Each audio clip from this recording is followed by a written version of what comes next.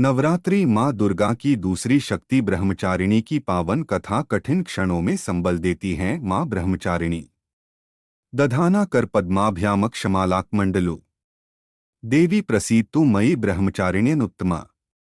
माँ दुर्गा की नवशक्ति का दूसरा स्वरूप ब्रह्मचारिणी का है।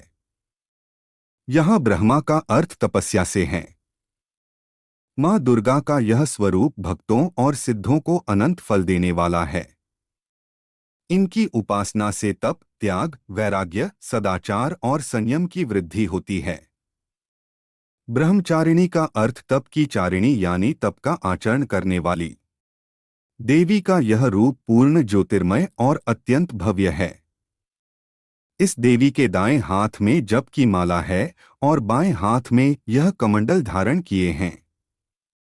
पूर्वजन्म में इस देवी ने हिमालय के घर पुत्री रूप में जन्म लिया था और नारद जी के उपदेश से भगवान शंकर को पति रूप में प्राप्त करने के लिए घोर तपस्या की थी। इस कठिन तपस्या के कारण इन्हें तपश्चारिणी अर्थात ब्रह्मचारिणी नाम से अभिहित किया गया।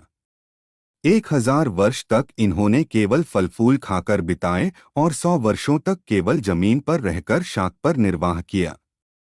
कुछ दिनों तक कठिन उपवास रखे और खुले आकाश के नीचे वर्षा और धूप के घोर कष्ट सहे। 3000 वर्षों तक टूटे हुए बिल्व पत्र खाए और भगवान शंकर की आराधना करती रहीं। इसके बाद तो उन्होंने सूखे बिल्व पत्र खाना भी छोड़ दिए। कई हजार वर्षों तक निर्जल और निराहार रहकर तपस्या करती रहीं। पत्तों को खाना छोड़ देने के कारण ही इनका नाम अपर्णा नाम पड़ गया। कठिन तपस्या के कारण देवी का शरीर एकदम क्षीण हो गया।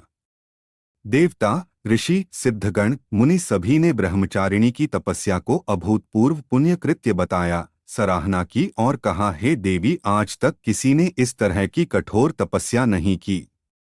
यह तुम्ही से ही संभव थी। तुम्हारी मनोकामना परिपूर्ण होगी और भगवान चंद्रमौली शिवजी तुम्हें पति रूप में प्राप्त होंगे। अब तपस्या छोड़कर घर लौट जाओ। जल्द ही तुम्हारे पिता तुम्हें बुलाने आ रहे हैं। इस देवी की कथा का सार यह है कि जीवन के कठिन संघर्षों में भी मन विचलित नहीं होना चाहिए। माँ ब्रह्मचारिणी देवी की कृपा से सर्व सिद्धि प्राप्त होती है।